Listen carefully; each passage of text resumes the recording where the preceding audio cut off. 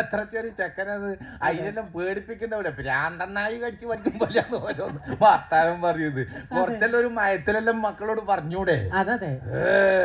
നിങ്ങള് കേക്കണേ, ഞാൻ പണ്ടല്ലോ ഇങ്ങനെ പിന്നെ രാവിലെ എണീക്കല് വെച്ചാൽ നമ്മളാ വീടിന്റെ അപ്പുറം ഇതേപോലത്തെ ഒരു അമ്പലമുണ്ട്, അടുത്ത പാട്ട് കേട്ടിട്ടാണ്. ഇപ്പം പിന്നെ അതിന്റെ ആവശ്യമൊന്നുമില്ല. അമ്പലെല്ലാം ഉണ്ട്. ഇതാ ഇതേപോലത്തെ മുമ്പിലിരിക്കുന്ന കുഞ്ഞുമക്കളെ പോലത്തെ മക്കളുടെ വീട് അപ്പുറം ഇപ്പറെല്ലാം. അവരെല്ലാം രാവിലെ സ്കൂളിൽ പോകുന്നത് അമ്മ വിളിക്കുന്ന കേട്ടിട്ടാ ഞാൻ എണീക്കല്. മോനെ സ്കൂളിൽ പോകാൻ വേണ്ടി വീട്ടിൽ നിന്ന് അമ്മ എങ്ങനെയാ വിളിക്കല്?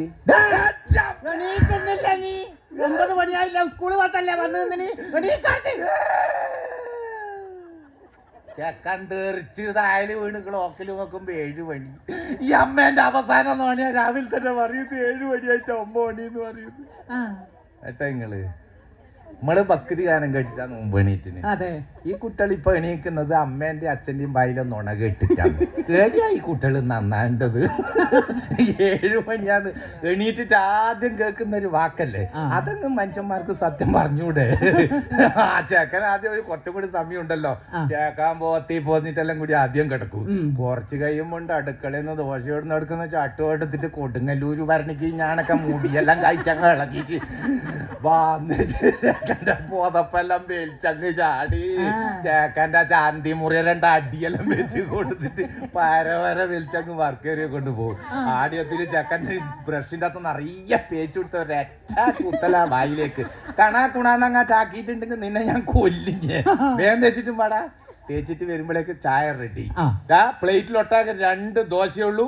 അത് തേച്ചും തിന്നിട്ടില്ല, നിന്റെ വീണ്ടും ഞാൻ പിടിച്ച് ഒരക്കും ഞാൻ പറ്റാന്ന് പറഞ്ഞ. എണ്ണി നോക്കുമ്പോ 4 ദോശ. അച്ഛനുണ്ടങ്ങനെ ഫോണും വിളിച്ചോണ്ട് വരുന്നു. ഇല്ലടാ പവി, ഞാൻ ഇന്നലെ സുഖമില്ല, ചെക്കന് സുഖമില്ലായിട്ട് കൂട്ടി ആസ്പത്രി പോയിട്ട് പറഞ്ഞു ഇന്നിവിടെ അഡ്മിറ്റ് ആക്കണം എന്ന് പറഞ്ഞാൽ ആസ്പത്രിയിലല്ലേ, വീട്ടിൽ വന്നാൽ കാണുകയില്ല. അവസാനമാണ് പറയുന്നത്. ചെക്കൻ കേട്ടുന്നുണ്ട്. എണീറ്റിട്ട് 1/2 മണിക്കൂർ ആയാലും ചക്കെ 15 നുണ കേട്ടു. വേറെ എവിടുന്നല്ലാട്ടാ, സ്വന്തം അച്ഛന്റെയും അമ്മേന്റെയും ഭാര്യ. ഏടുന്നാ ഈ കുട്ടികൾ നന്നാണ്ടത്? പിന്നെ സ്കൂളിലെല്ലാം പോയി വന്നിട്ടാകുമ്പോ പിന്നെ അമ്മ ഞാൻ കുറച്ചമ്മ അമ്പലത്തിന്റെ അപ്പുറത്തെ ഗ്രൗണ്ടിൽ പോയിട്ട് കളിച്ചിട്ടെല്ലാം പറ്റാ. കളിക്കാനാ ഗ്രൗണ്ടിലൊന്നും പോയി കളിക്കണ്ടേ? അവിടെ വരുന്ന പിള്ളേരെല്ലാം വെറും മോശാന്ന് ഓരോന്ന് പഠിപ്പിച്ചു കൊടുക്കുന്നുണ്ട് നിങ്ങള്. അപ്പുറത്തെ ഇപ്പുറത്തെ വീട്ടിലെ പിള്ളേരെല്ലാം തല്ലിപ്പൊളി. നമ്മളെ മക്കള് മാത്രമേ ഈ ലോകത്ത് നല്ല മക്കളുള്ളൂ. നാളെ ഒന്നിച്ച് നടക്കേണ്ട പിള്ളേരെ എന്നിട്ട് ഈ പിള്ളേർ കൊണ്ടാ പറയുന്നത് നിങ്ങൾ എന്ത് പഠിപ്പായി പറയുന്നത്? ഓഫർ കിട്ടിയാലും വാങ്ങി ചുമരുമ്പില് പിറ്റാക്കിയ ഒരു സാധനമില്ല വീട്ടില്. TV 6 മണിയായാ തുടങ്ങൂലേ സീരിയല്? സീരിയലിന്റെ കഥ ഇങ്ങോട്ട് പറയേണ്ട ആവശ്യമില്ലല്ലോ, ഏതാണ്ട് അറിയാലോ. സീരിയലിലെ അച്ഛന് 4 ലൈനാ. അതില് 1 ലൈൻ ഒരു കുട്ടിയും ഉണ്ട്. അമ്മക്കും കുറവൊന്നുമില്ല, അമ്മക്ക് 3 ലൈനുണ്ട്. അതിൽ 1 ലൈൻ ഇടക്കിടക്ക് വീട്ടിൽ വരലുണ്ട്. ഈ വീട്ടിൽ വരുന്ന ലൈനിനെ പിടിക്കാൻ കാത്തു നിൽക്കുന്ന അമ്മായി അമ്മ. ഈ അമ്മായി അമ്മേനെ കൊല്ലാൻ വേണ്ടി പാലിന്റെ അകത്ത് വിഷവും കലക്കി നടക്കുന്ന മരുവോള്. സീരിയലിന്റെ വേറെന്നറിയാ പതിവ്രത. സീരിയലെല്ലാം കഴിയുമ്പോഴേക്ക് 10-15 മണി കഴിഞ്ഞിട്ടുണ്ടാവും. പിന്നെ ഈ ചോറ് ഇന്നലെ എന്നിട്ടൊരു ചടങ്ങുണ്ടല്ലോ വീട്ടില്. എന്റെ മോനെ ചോറിന്റെ മുമ്പിൽ വന്നിരുന്നങ്ങ് തുടങ്ങിയ എന്ന് നാട ഇതെല്ലാം ആക്കി വെച്ച് ഇനി കറിയെന്നാ പറയാ. അപ്പുറത്തെ പ്രമീളന്റെ എല്ലാം വീട്ടിൽ പോയി നോക്ക്, കണ്ടാ മതി. പ്രമീളന്റെ അടുക്ക പോയി കൂട്ടിയാ മതി. ഇവിടെ തക്കാളി ഉള്ളിയും കൊണ്ടുണ്ട്, എന്നാലേ കറി വെക്കാൻ അറിയില്ല. നാളെ എണീക്കുമ്പോഴേ കണ്ട പാന്റ് ഷർട്ട് ഇസ്തിരിട്ട് വെച്ചാൽ നാളെ 1000 ഉറുപ്പ്യ തരണം, മറ്റന്നാൾ കല്യാണം സാരി വാങ്ങണം. ഇത് ഈ ചോറ്റിന്റെ മുമ്പ് തന്നെ വേണ ഈ കുഴപ്പോ. ഇതെന്തെങ്കിലും വല്ല നേർച്ചയങ്ങാറ്റം കൂട്ടിപ്പോയി ഈ ചോറ്റിന്റെ മുമ്പ് കൺവേ ചെയ്യണമെങ്കിൽ എന്നൊക്കെ ഒന്ന് കഴിക്ക് ശേഷം അല്ല അതിന്റെ മുമ്പില് ഇതതിന്റെ മുമ്പ് ചേക്കൻ പൂച്ച നോക്കുമ്പോൾ ഒരിക്കാൻ നോക്കി അച്ഛനെ മാറി മാറി എങ്ങനെയല്ലോ മൂക്കിലെ വായിലെ വായത്തുനിന്ന് ചെക്കൻ ആ സോഫേന്റെ മുകളിൽ പോയിരിക്കും. അനക്ക് ടീച്ചർ പറഞ്ഞു തന്ന കൊറേ കഥയുണ്ട്.